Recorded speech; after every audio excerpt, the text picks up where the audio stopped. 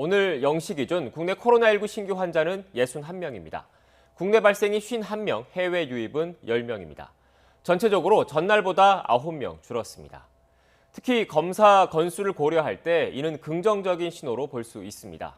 일요일 집계가 반영된 어제 0시 기준 하루 검사 건수는 4,800여 건, 이 가운데 70명이 확진 판정을 받았습니다.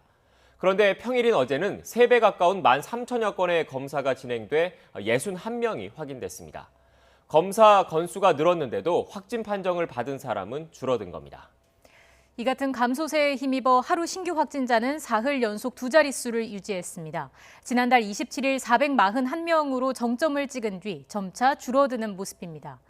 하지만 아직 안심할 상황은 아닙니다. 전국 곳곳에서 크고 작은 집단 감염 사례가 잇따르고 있고 감염 경로가 불분명한 환자 비율도 26%를 웃돌고 있기 때문입니다. 여기에다 추석 연휴까지 앞두고 있어서 방역 당국이 긴장의 끈을 놓지 못하고 있습니다.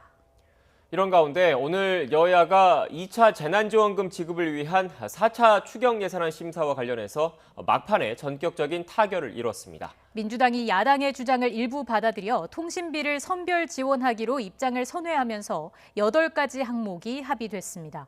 국회에 연결해서 자세한 소식 알아보겠습니다. 이승배 기자. 네, 국회입니다. 네, 오전까지만 하더라도 여야 입장 차이가 팽팽했는데 극적으로 타결을 이뤘습니다. 자세한 합의 내용 정리해 주시죠. 네, 여야는 오전까지만 해도 핵심 쟁점인 통신비 2만 원 지원을 두고 의견 차이를 보였습니다. 그런데 민주당이 야당의 주장을 일부 수용하면서 합의에 물꼬를 텄습니다. 타결 직후 김태년, 주호영 여야 원내대표가 기자회견을 열고 세부 내용을 발표했는데요. 모두 8가지 항목에 대해 합의를 이뤘습니다. 가장 쟁점이 됐던 통신비는 지급 연령을 13살 이상 전 국민에서 16살에서 34살까지 그리고 65살 이상으로 대상을 축소했습니다. 이렇게 해서 줄어든 금액은 당초 예산의 절반인 5,200억 원 정도인데요. 이렇게 이 예산을 아껴서 다른 사업에 쓰기로 한 겁니다. 돌봄 지원비를 초등학생 이하에서 중학생까지 늘려 한 명당 15만 원씩을 지급을 하고 2차 지원금 대상에서 빠진 법인 택시 운전자, 유흥주점과 콜라텍도 이번 지원 대상에 포함시켰습니다.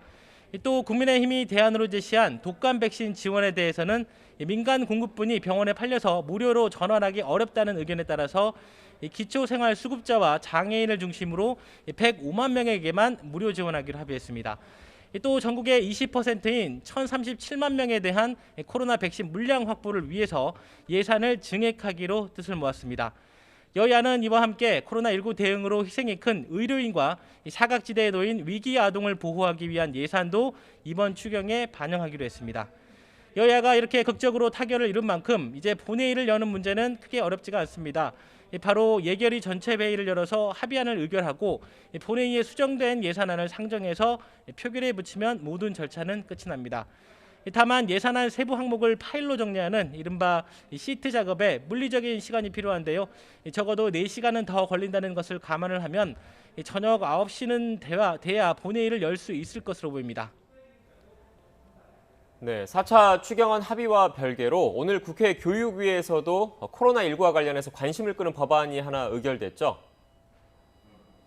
네, 맞습니다. 코로나19로 정상적인 대학 수업이 이루어지지 않을 경우 이 등록금을 환불받을 수 있게 하는 개정안이 국회 교육위를 통과했습니다. 구체적으로는 고등교육법과 사립학교법 개정안인데요.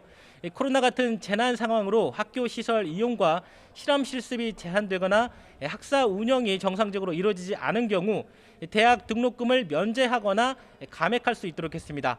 또 필요한 재원은 국가와 자치단체가 대학에 지원하거나 보조할 수 있도록 근거 규정도 포함됐습니다. 이 개정안은 앞으로 법제사법위원회로 넘어가 체계자구 심사를 거쳐 빠르면 오는 24일 열리는 본회의에 상정될 예정인데요. 이 코로나 사태가 계속되면서 주요 대학들은 1학기에 이어서 2학기에도 비대면 수업을 이어갈 것으로 예상이 되는데 이를 계기로 대학생들의 등록금 반환 요구가 거세질지 관심이 쏠리고 있습니다. 이 교육위는 또 교육상 필요한 경우에 학교장이 원격 수업을 할 수 있도록 하고 학생 선수에 대한 폭력 등 인권 침해를 방지하기 위해 주요 지점에 CCTV를 설치하는 것을 골자로 한 개정안도 통과시켰습니다. 지금까지 국회에서 YTN 이승배입니다.